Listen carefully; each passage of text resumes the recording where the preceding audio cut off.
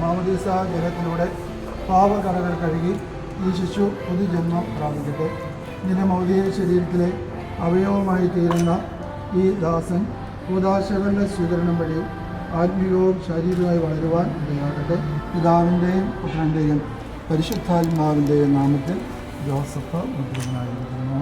ആമേൻ.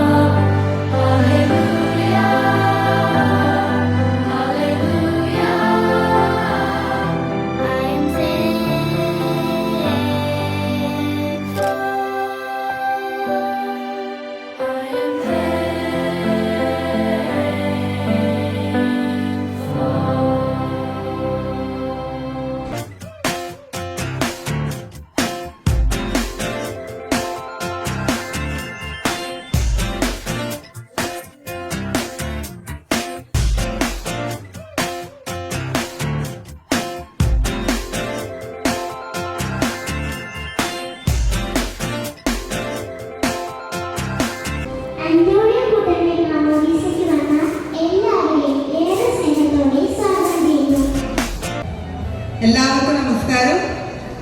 അവിസ്മരണീയമായ ഈ ആഘോഷവേളയിൽ പങ്കെടുക്കാൻ എത്തിയിരിക്കുന്ന ഏവരെയും ഏറെ കൃത്യമായി ഈ പരിപാടിയിലേക്ക് സ്വാഗതം ചെയ്യുകയാണ്.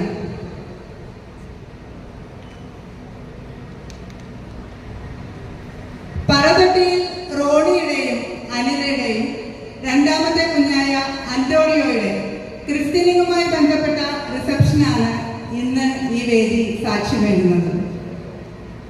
ജ്ഞാനസ്നാനത്തിലൂടെയാണ് ഒരാൾ ക്രൈസ്തവ സഭയിലേക്ക് ഔദ്യോഗികമായി പ്രവേശിക്കുന്നത്.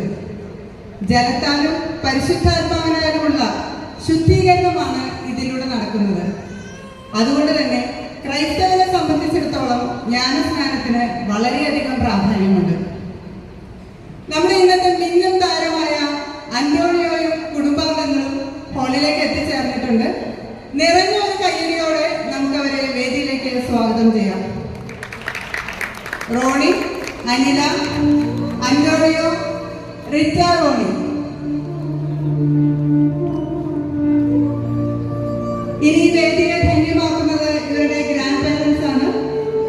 പറതൊട്ടയിൽ Shri Jose, Shrimati Reethamma, Shri P T Joseph, Shrimati Philomina എന്നിവരെ ഏറെ ബഹുമാനത്തോടെ വേദിയിലേക്ക് സ്വാഗതം ചെയ്യുകയാണ്. ഒപ്പം തന്നെ ഇവരുടെ ഗോഡ് പാരൻസായ ശ്രീ ഡെന്നിസിനെയും ശ്രീമതി മീരയെയും വേദിയിലേക്ക് സ്നേഹത്തോടെ ക്ഷണിക്കുന്നു. വികാരിയച്ഛൻ പറഞ്ഞതുപോലെ പാരൻസിനേക്കാൾ ഒരുപടി മുന്നിലാണ് ഈ കുഞ്ഞിനെ ക്രൈസ്തവ ഗോഡ് പാരൻസിനുള്ള റെസ്പോൺസിബിലിറ്റി. ആ റെസ്പോൺസിബിലിറ്റി വരെ ഭംഗിയായി നിർവഹിക്കും എന്ന് തന്നെ നമുക്ക് ചിന്തിക്കാം. എല്ലാവരെയും വേദിയിലേക്ക് സ്വാഗതം ചെയ്യുന്നു. ഈ കുടുംബചിത്രം പൂർത്തിയാകണമെങ്കിൽ ഒരു കുടുംബം കൂടി ഇവിടേക്ക് എത്തേണ്ടതുണ്ട്. ആന്റോണിയുടെ അമ്മായും ജൂണിയെയും കുടുംബാംഗങ്ങളെയും വേദിയിലേക്ക് സ്വാഗതം ചെയ്യുകയാണ്. Shrimati Juni, Shri Deepak, Juana, Ivana and Ishana.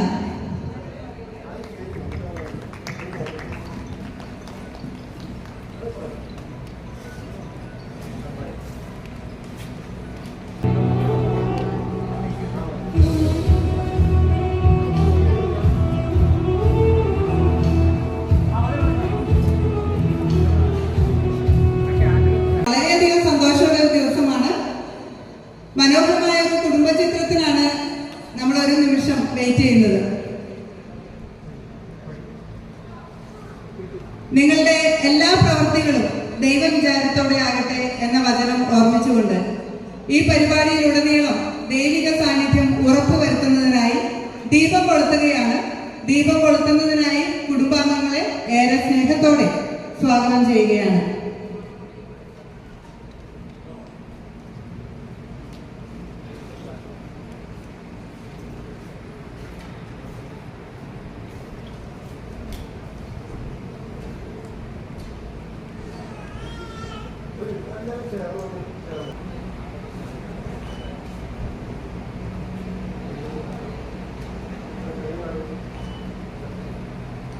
ഈ പ്രകാശം ജീവിതത്തിലുടനീളം ഈ കുഞ്ഞിനെ വഴി നടത്തട്ടെ. ഞാൻ ലോകത്തിന്റെ പ്രകാശമാകുന്നു എന്ന ക്രിസ്തുവചനം ഓർമ്മിച്ചുകൊണ്ട് മറ്റുള്ളവർക്ക് പ്രകാശമാകാനായി നമ്മുടെ കുഞ്ഞ് അന്തോണിക്ക് സാധിക്കട്ടെ എന്ന് ആശംസിക്കുകയാണ്. ഇന്നേ ദിവസത്തിന്റെ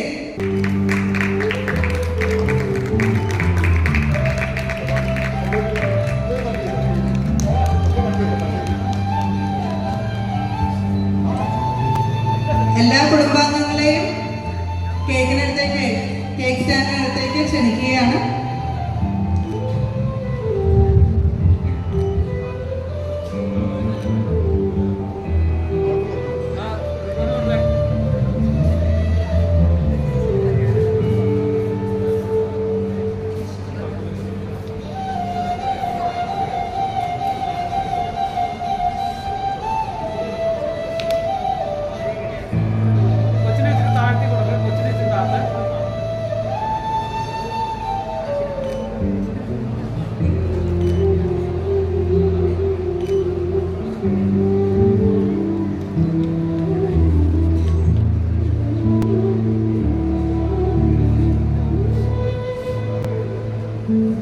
സ്നേഹവിരുന്ന് തയ്യാറാണ്. ഫുഡ് കൗണ്ടറുകൾ ഓപ്പൺ ആയിട്ടുണ്ട്. ഇതോടുകൂടി നമ്മുടെ ഔദ്യോഗിക പരിപാടികൾ കഴിഞ്ഞു.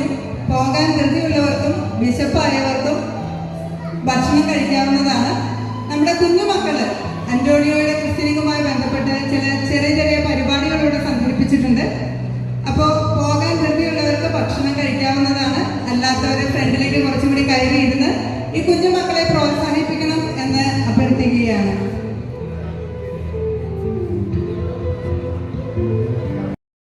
ഏറ്റവും കൂടുതൽ സന്തോഷം കിട്ടുകയാണോ? അതെന്താ കാരണം? അനിയന്റെ മാമോദിസ പേരെന്താ? ജോസഫ്. ശരിക്കുള്ള പേരോ? അന്റോണിയോ. എന്താ അനിയനുണ്ടായത്? ഒക്ടോബർ 5-ാം തീയതിയാണോ? ഭയങ്കര ഇഷ്ടമായോ റിറ്റിക്ക്? അപ്പൊ നമ്മുടെ അന്റോണിയോ എന്ന പേരിടാൻ എന്താ കാരണം? ശരിക്കും പിടിച്ചത് അന്തോണീസ് പുണ്യാളനോട് പ്രാർത്ഥിച്ചിട്ടാണോ കുഞ്ഞാവ ഉണ്ടായത്? അതുകൊണ്ടാണോ അന്റോണിയോ എന്ന് പേരിട്ടെ? ഓക്കെ. ഈ അന്തോണീസ് പുണ്യാളൻ ആരാ? റിറ്റ കണ്ടിട്ടുണ്ടോ? കണ്ടിട്ടില്ലേ? പടം കണ്ടിട്ടുണ്ട്. അപ്പൊ ഇവിടെ ഇരിക്കുന്ന പലർക്കും ഈ അന്തോണീസ് പുണ്യാളൻ ആരാന്ന് അത്ര അറിയില്ല. അപ്പൊ അത് ആരാണെന്ന് റിറ്റ ഒന്ന് പറഞ്ഞു കൊടുക്കാവോ?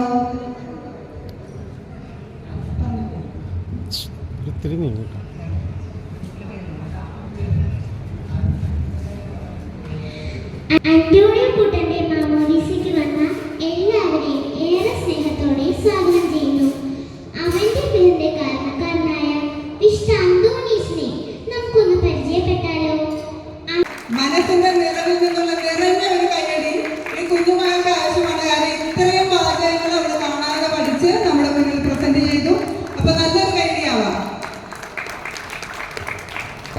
ആശംസകളായിട്ട് ചേച്ചിമാര് കുട്ടിപ്പട്ടാളം ചെറിയൊരു ഡാൻസുമായി എത്തുകയാണ്.